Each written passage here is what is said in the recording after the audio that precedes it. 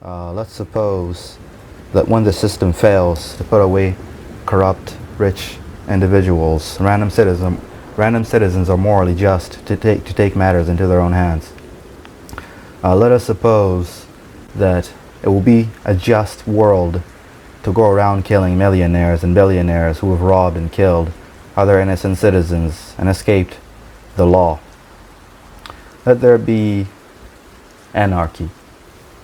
Let there be an uprising of the poor majority and an utter decimation of the wealthy minority. Let there be a seizing and distribution of wealth like the world is justly meant to be.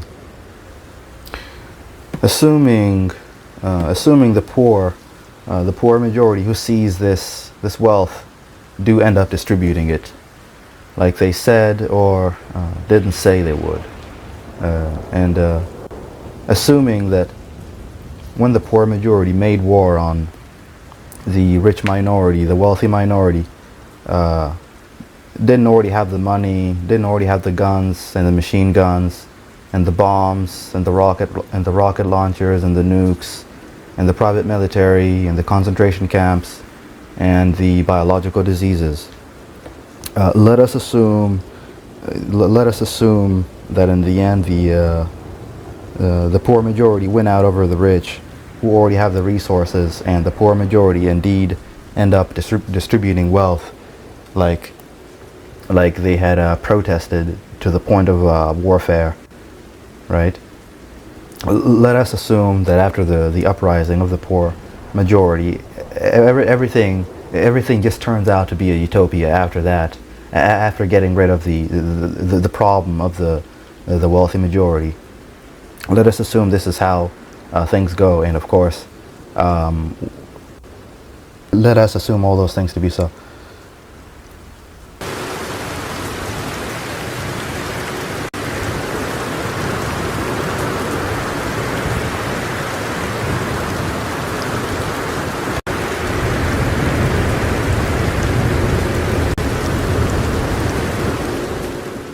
If we're to completely be honest about the extremes of this logic, a world where killing the rich by the random citizen who is deemed to be corrupt without legal process, a world like that where it's like, I decide that you're rich and corrupt, I decide that I have a problem with you, I decide that you've done something that I don't like, that is unjustifiable, and therefore I'll take matters into mine own hands. A world like that, in a world like that, to be completely faithful to this extreme for the sake of utopia, a world like that, people, well, I don't think in a world like that, to be completely honest, I don't think people would simply stop with the rich. I think there's a lot of resentfulness to go around. So, for instance, how much money does one need? How much money does one need to make to be considered wealthy? To be considered among the rich majority. Would it be $1 million? Would it be 100,000? Would it be 60,000? What would it be, and who would decide? Who would decide in a world where justice is whatever any random citizen makes it out to be, right? In a world like that, anyone could decide that their neighbor is too rich and too wealthy to have all that money all to themselves, and maybe they stole it. Maybe it's true. Maybe the private citizen is right. Maybe it's true. Maybe they killed and stole to acquire that wealth. But then, of course, under this new justice, which solely depends on the individual,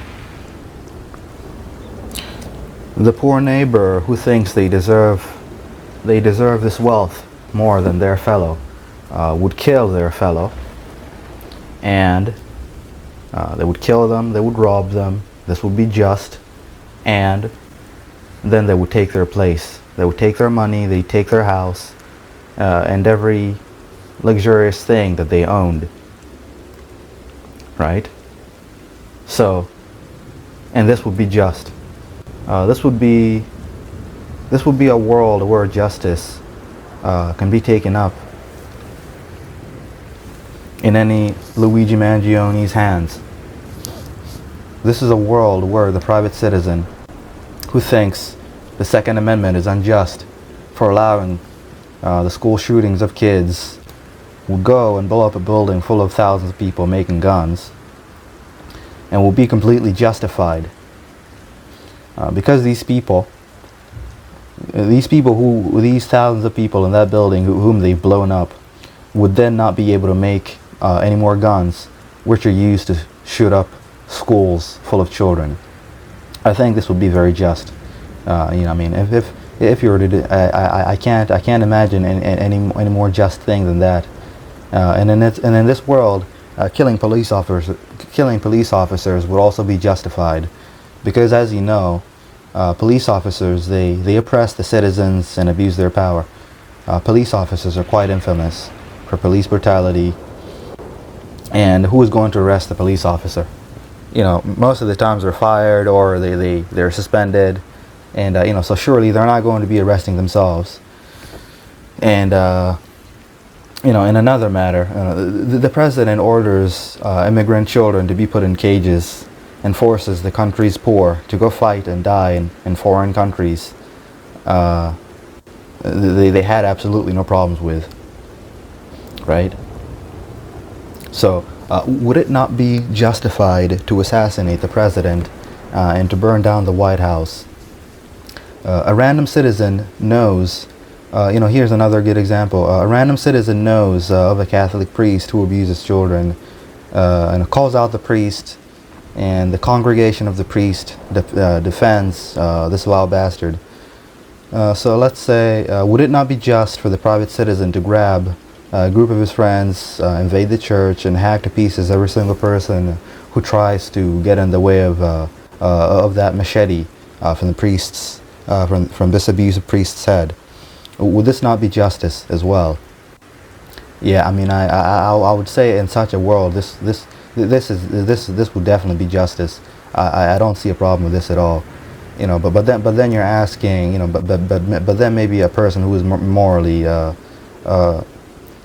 someone who is inclined to think this is all very morally questionable, perhaps they would ask, where's the line? So where's the line, you ask? Where's the line? Well, I mean, the point, to that I would answer, the point is that there is no line, right? That's exactly the point. There is no line. There is no line. The legal system has failed, and therefore the line is whatever I want it to be. If I decided that I will sneak up on the evil CEO and shoot him in the back, that would be justice. If I decided that I will blow up an entire building full of evil gun makers so that they can stop making weapons of mass destruction, which are brought into schools to end the lives of little children, I blow up that building, burn every single person in that building. I don't care if it's 1,000 people in that building. Even this would be justice. Because justice is whatever I want it to be. And so that is such the world. This would be the world in which vigilantes who take justice into their own hands. It seems to me this is the kind of world. This is how the world would turn out to be, and it doesn't really matter if you like it or not. This is how the world would be.